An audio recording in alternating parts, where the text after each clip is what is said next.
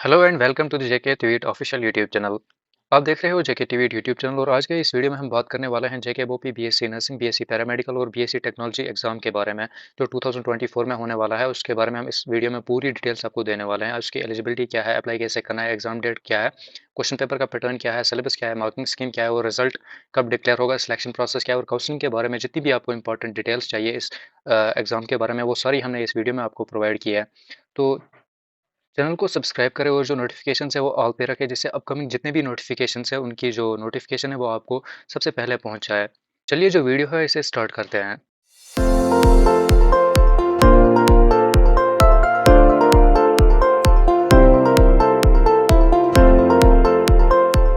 Video में आगे बढ़ने से पहले मैं आपको बोल दूं, जैसे कि आपको पता होगा जेके बोपी का जो एकेडमिक साल है 2024 का जो एकेडमिक कैलेंडर है वो स्टार्ट हो चुका है। बीएड के लिए जो एडमिशन नोटिफिकेशन है वो रिलीज़ कर दी गई है और जो बाकी जो एग्जाम्स है उनकी भी जो एडमिशन नोटिफिकेशन है वो रिलीज़ होने वाली है। तो जेके बोपी का आपको जितना भी मटेरियल चाहिए, नोटिफिकेशन चाहिए, प्रीवियस ईयर पेपर्स हो, न्यूज़ हो, मॉडल पेपर्स हो और सैम्पल पेपर्स हो, सारे आपको इस चैनल पर मिल जाएंगे। तो चैनल को सब्सक्राइब करके रखें और जो नोटिफिकेशन है वो ऑल पे रखें और जेके बोपी की कोई भी जो अपडेट है वो मिस ना करें। तो वीडियो में हम आगे बात करने वाले हैं एप्लीकेशन फॉर्म के रिलीज डेट और एप्लीकेशन फॉर्म के बारे में। आपको डॉक्यूमेंट्स कौन से चाहिए और आपको कैसे फिलअप करना है वो सारा हम इस वीडियो में आगे बात करेंगे। अप्लाई कैसे करना है वो भी आगे बात करेंगे वीडियो में। एग्जाम डेट कब है और क्वेश्चन पेपर का पैटर्न क्या है वो भी वीडियो में आगे बात करेंगे और एलिजिबिलिटी क्या है वो भी इसी वीडियो में बात करेंगे। सिलेबस, मार्किंग स्कीम, रिजल्ट और काउंसलिंग जो होती है उसके बारे में भी हमने आपको बेसिक डिटेल इसी वीडियो में प्रोवाइड किया है। तो वीडियो पूरा देखें और चैनल को सब्सक्राइब करना ना भूलें। सबसे पहले अगर हम थोड़ा बेसिक इस एग्ज़ाम के बारे में देखें तो ये जेके बोपी हर साल कंडक्ट करता है। जेके बोपी बोले तो Jammu and Kashmir state board of professional entrance examination हर साल ये एग्जाम कंडक्ट करता है। इस एग्जाम का मेन मोटिव होता है स्टूडेंट्स को बीएससी नर्सिंग, बीएससी पैरामेडिकल और बीएससी टेक्नोलॉजी की कोर्सेज में एडमिशन देना in different medical colleges like JMC Srinagar, JMC Jammu, JMC Baramulla, Anantnag and extra. और इसका ये जो एग्ज़ाम है ये ऑफलाइन कंडक्ट होता है हर साल। और इस एग्ज़ाम को जेके बोपी ने एक नाम रखा है जिसे CET कहा जाता है, कॉमन एंट्रेंस टेस्ट। यहाँ पे जो एप्लीकेशन फॉर्म्स है इस एग्जाम की 26 मार्च 2024 से अवेलेबल रहेंगी जेके बोपी की ऑफिशियल वेबसाइट पे। अप्लाई कैसे करना है उसके लिए हम अलग से वीडियो बनाएंगे 25 को, तो चैनल को सब्सक्राइब करके रखें। और जो एप्लीकेशन फॉर्म्स है उनका लास्ट डेट 10 अप्रैल 2024 रहेगा। और यहाँ पे जो एग्ज़ाम है वो 5 मई 2024 को कंडक्ट किया जाएगा इन जम्मू एंड कश्मीर। अब यहाँ पे आपको एप्लीकेशन फॉर्म भरते टाइम आपको इन डॉक्यूमेंट्स की ज़रूरत पड़ेगी। तो सबसे पहले यहाँ पे डोमिसाइल सर्टिफिकेट है, उसके बाद 12th का मार्क्स कार्ड है, डीओबी सर्टिफिकेट है। अगर डीओबी सर्टिफिकेट अवेलेबल नहीं है तो 10th का marks card as an DOB use कर दिया जाएगा। और अगर आपके पास कैटेगरी सर्टिफिकेट है तो वो भी आपको यहाँ पे फिलअप कर देनी है। और एप्लीकेशन फ़ी जो यहाँ पे रहेगी वो 1000 रहेगी। और जो इस पर फुल वीडियो है एप्लीकेशन फॉर्म कैसे भरना है, कहाँ पर भरना है, क्या करना है, 25 मार्च 2024 इवनिंग को आएगा। तो चैनल सब्सक्राइब करें और जो नोटिफिकेशन है उसे ऑन रखें और हमारे साथ जुड़े रहे। हमारा व्हाट्सएप ग्रुप ज्वाइन करके नीचे डिस्क्रिप्शन में लिंक होगी, तो वहाँ से जाकर हमारा व्हाट्सएप ग्रुप ज्वाइन कर सकते हो। यहाँ पे आप बात करें अगर एलिजिबिलिटी, तो सबसे पहले हम बात करेंगे बीएससी नर्सिंग की एलिजिबिलिटी की। बीएससी नर्सिंग की एलिजिबिलिटी में सबसे पहले आप resident of Jammu and Kashmir होने चाहिए और इसके लिए आपको प्रूफ डोमिसाइल माना जाएगा। और अगर आप लद्दाख के हो, आपके पास डोमिसाइल नहीं है, तो आपके जो कैटेगरी सर्टिफिकेट है वो एज एन प्रूफ माना जाएगा। तो या तो आप जम्मू एंड कश्मीर से होने चाहिए या लद्दाख से होने चाहिए, तभी आप इस एग्जाम के लिए एलिजिबल है। और जम्मू एंड कश्मीर में डोमिसाइल आपको एज एन प्रूफ माना जाएगा कि आप जम्मू एंड कश्मीर से हो। और लद्दाख में आपको कैटेगरी सर्टिफिकेट है वो प्रूफ मानी जाएगी एज एन लद्दाख। आपकी जो एज है वो एटलीस्ट 17 ईयर्स होनी चाहिए बिफोर 31 दिसंबर 2024। अगर आप इसी साल अपियर हो रहे हो 2024 में, तो आपकी जो एज है 31 दिसंबर 2024 से पहले 17 ईयर्स होनी चाहिए। आपका जो 12th स्टैंडर्ड है वो पास होना चाहिए। यहाँ पे ये थर्ड एलिजिबिलिटी रखी गई है। लेकिन मैं आपको आगे बोलूँगा जो इस साल 12th में अपियर हो रहे हैं उनको अभी डाउट हो रहा होगा कि हमारा 12th क्लियर नहीं होगा तो हम किस तरह अप्लाई कर सकते हैं। तो आप वीडियो पूरा देखिए, आपको खुद ब खुद सारा समझ आएगा। यहाँ पे जो फोर्थ एलिजिबिलिटी आपको रखी गई है, आपको मिनिमम 45% मार्क्स होने चाहिए फिजिक्स, केमिस्ट्री और बायोलॉजी में। मतलब 3 सब्जेक्ट्स मिला के आपको 45% मार्क्स होने चाहिए। और इंग्लिश आपका इंडिविजुअली पास होना चाहिए। मतलब इन 3 सब्जेक्ट्स में आपको 45% मार्क्स होने चाहिए और इंग्लिश अलग से पास होना चाहिए। अब इसके बाद जो SOS स्टूडेंट्स हैं, मतलब जो स्टेट ओपन स्कूल से बिलोंग करते हैं, जिनका बोर्ड स्टेट ओपन स्कूल है, तो उनको तभी एक्सेप्ट किया जाएगा अगर उनका जो बोर्ड है वो स्टेट गवर्नमेंट रिकॉग्नाइज्ड है और national institute of open school से भी रिकॉग्नाइज्ड है। और उनको भी सेम यही एलिजिबिलिटी है और उनको भी मीडियम जो है वो इंग्लिश ऑनली रखा जाएगा। इसके बाद जो नेक्स्ट एलिजिबिलिटी यहाँ पे इसके बाद यहाँ पे एक और पॉइंट है, जो रिजर्व्ड स्टूडेंट्स हैं जिनको कैटेगरीज हैं उनको 40% मार्क्स होने चाहिए 3 सब्जेक्ट्स में। मतलब फिजिक्स, केमिस्ट्री और बायोलॉजी में 3 सब्जेक्ट्स में 40% मार्क्स होने चाहिए। और 45% मार्क्स जनरल कैटेगरी को होनी चाहिए मिनिमम इन 3 सब्जेक्ट्स में। और जो कैंडिडेट है वो मेडिकली फिट होना चाहिए। अब यहाँ पे जो स्टूडेंट्स इस साल क्लास 12th के एग्ज़ाम में अपियर हो रहे हैं वो भी इस एग्ज़ाम को दे सकते हैं। वो इस एग्ज़ाम को अप्लाई कर सकते हैं एज एन अपियरिंग कैंडिडेट बता के। तो उनका जो अगर एग्ज़ाम क्वालिफाई होता है, एंट्रेंस एग्ज़ाम क्वालिफाई होता है, तो उनका जो रिजल्ट है क्लास 12th का वो बिफोर काउंसलिंग या बिफोर रिजल्ट जो जेके बोपी का रिजल्ट डिक्लेयर होता है या काउंसलिंग होती है उससे पहले पहले जो उनका रिजल्ट है वो डिक्लेयर हो जाना चाहिए। अगर उससे पहले वो रिजल्ट डिक्लेयर नहीं हुआ तो जो आपका रिजल्ट होगा वो ऑटोमेटिकली कैंसिल कर दिया जाएगा। अब यहाँ पे बात करें बीएससी पैरामेडिकल की एलिजिबिलिटी की, तो आपको इसमें भी यही है, resident of Jammu and Kashmir होने चाहिए और एज एन प्रूफ आपको डोमिसाइल माना जाएगा, या तो आप यूटी लद्दाख से होने चाहिए और आपको as an proof category certificate देनी होगी। इसके बाद जो आपकी एज है वो एटलीस्ट 17 ईयर्स होनी चाहिए 31 दिसंबर 2024 से पहले पहले। अगर आप इसी साल 2024 में अपियर हो रहे हैं तो आपकी एज 17 एटलीस्ट 17 ईयर्स होनी चाहिए 31 दिसंबर 2024 से पहले पहले। अगर आप 2025 में अपियर हो रहे हो तो 31 दिसंबर 2025 से पहले पहले आपकी एज जो है वो 17 ईयर्स होनी चाहिए। और यहाँ पे आपका जो क्लास 12 है वो क्वालिफाइड होना चाहिए और आपके मिनिमम जो मार्क्स है वो 50% मार्क्स होने चाहिए। लेकिन यहाँ पे आपको फिजिक्स, केमिस्ट्री और बायोलॉजी और इंग्लिश 4 सब्जेक्ट्स के मिनिमम 50% मार्क्स होने चाहिए। और जो कैंडिडेट्स रिजर्व कैटेगरी से बिलोंग करती है, जिनको कैटेगरीज है, उनको 4 सब्जेक्ट्स में सिर्फ 40% मार्क्स होने चाहिए, मिनिमम 40% मार्क्स होने चाहिए। और जो जनरल कैटेगरी है उनको 50% मिनिमम मार्क्स होने चाहिए फिजिक्स, केमिस्ट्री और बायोलॉजी, इंग्लिश में। यहाँ पे जो कैंडिडेट्स इस साल क्लास 12 में अपियर हो रहे हैं वो भी पे जम्मू एंड कश्मीर जो board of professional entrance examination BSc paramedical exam है ये दे सकते हैं। बट उनको यहाँ पे ये कंडीशन ये रखी गई है, उनका जो रिजल्ट है क्लास 12 का वो जेकेबीपी का एंट्रेंस एग्जाम का जो रिजल्ट है वो डिक्लेयर होने से पहले या काउंसलिंग स्टार्ट होने से पहले पहले क्लियर हो जाना चाहिए, अदरवाइज जो उनका रिजल्ट है वो कैंसिल कर दिया जाएगा। लेकिन ऐसा होता नहीं है, जेके पोस्ट या हो या सेंट्रल बोर्ड हो, वो पहले ही जो रिजल्ट वगैरह है वो डिक्लेयर कर देते हैं।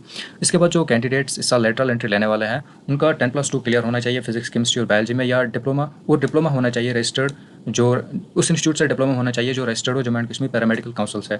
तो आप तभी लेटरल एंट्री इसमें ले सकते हो। अब अगर यहाँ पे बात करें बीएससी टेक्नोलॉजी की, तो जेकेपीओपी जो बीएससी टेक्नोलॉजी कोर्स है वो सिर्फ सिक्किम में होती है। शेर Kashmir institute of medical science सिर्फ यहीं पे होती है और किसी भी मेडिकल कॉलेज में ये कोर्स नहीं होती है।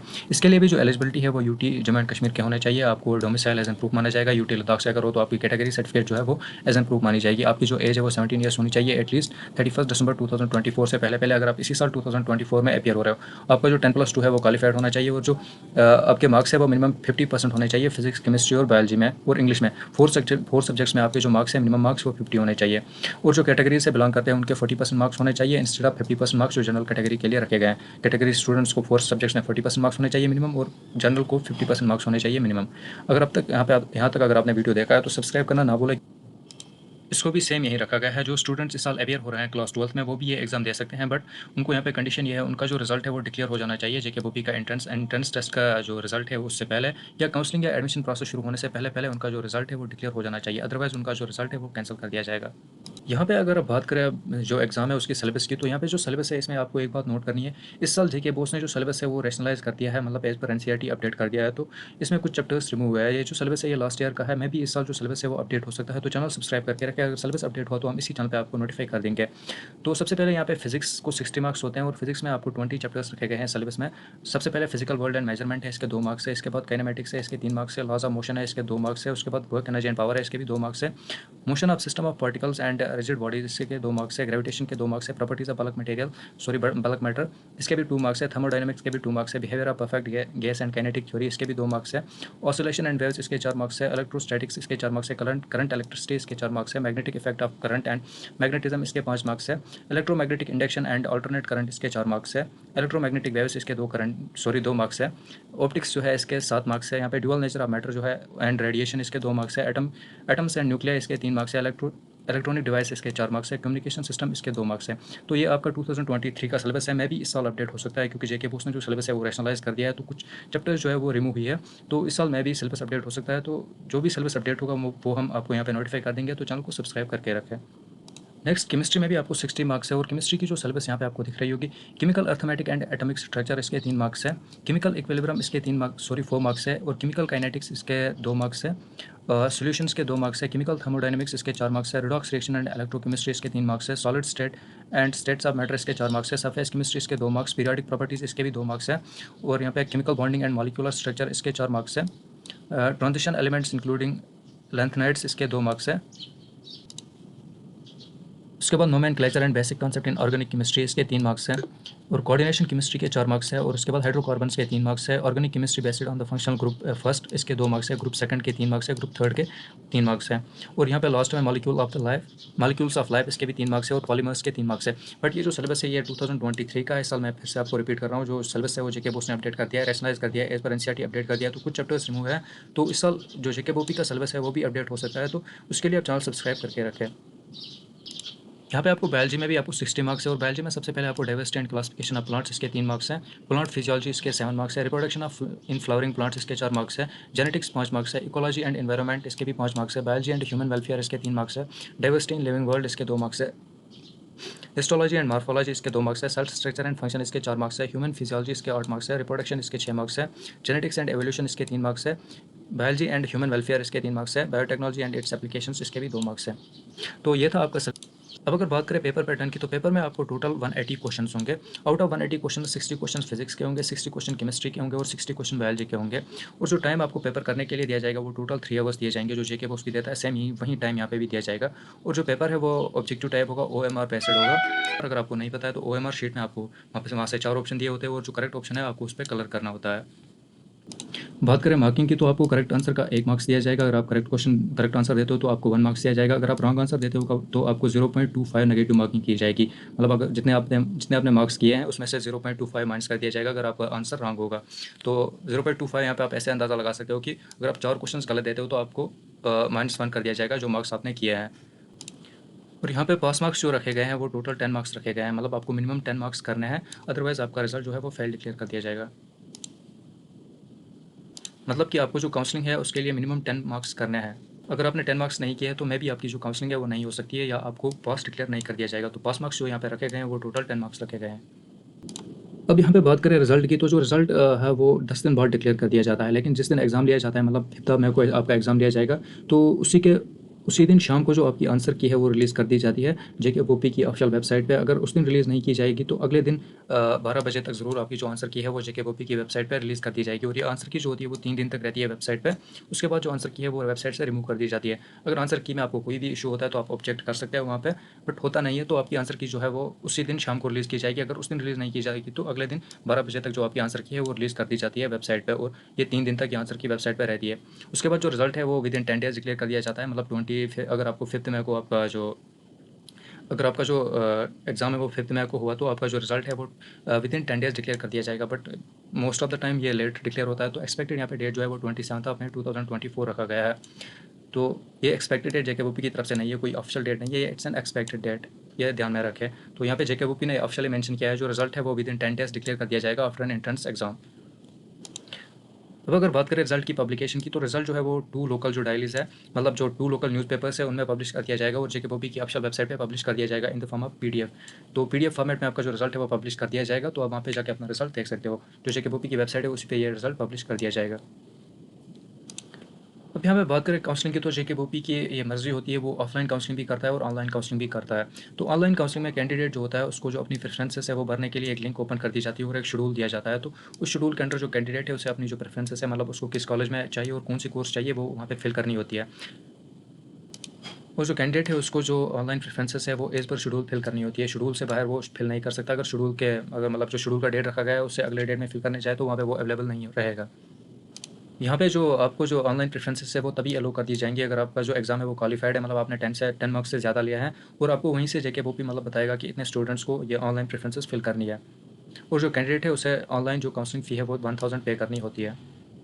काउंसलिंग पे भी आपको डिटेल्ड वीडियो चैनल पे मिलेगी आफ्टर रिजल्ट डिक्लेरेशन। तो चैनल को सब्सक्राइब करके रखें और जो नोटिफिकेशन है वो ऑल पे रखें। अब अगर बात करें ऑफलाइन काउंसलिंग की, तो ऑफलाइन काउंसलिंग में आपको जो बोर्ड है वो वहाँ से आपको बेंचमार्क सेट करता है कि इतने स्टूडेंट्स को इस दिन JKBOP का जो ऑफिस है वहाँ पे विजिट करना है, और जिन्होंने एग्ज़ाम जो है वो क्वालिफाई किया होगा उन्हीं को वहाँ पे विजिट करना होता है। और JKBOP वहीं से उनको काउंसिल कर देता है, मतलब वहीं से उनको जो सीट्स है वो अलॉट कर देता है।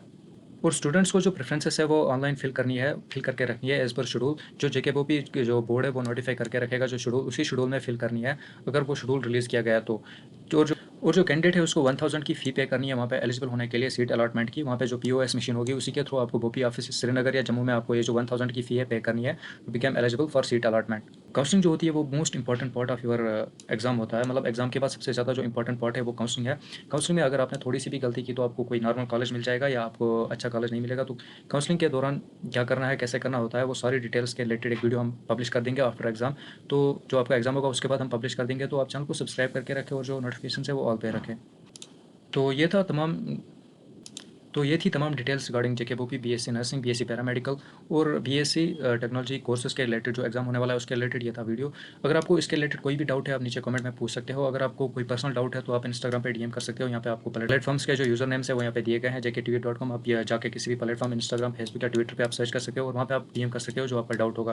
अगर आपका नॉर्मल डाउट है तो आप नीचे कमेंट में कमेंट कर सकते हो, हम आपको वहाँ पर रिप्लाई देंगे। या आप डायरेक्टली हमें व्हाट्सएप पर मैसेज कर सकते हो, नंबर आपको दिख रहा होगा। और हमारा जो व्हाट्सएप ग्रुप है वो भी ज्वाइन करके रखें, वहाँ पे आपको हर कोई अपडेट मिल जाती है। जाती है on time. So that's it for today's video. Thanks for watching. Take care.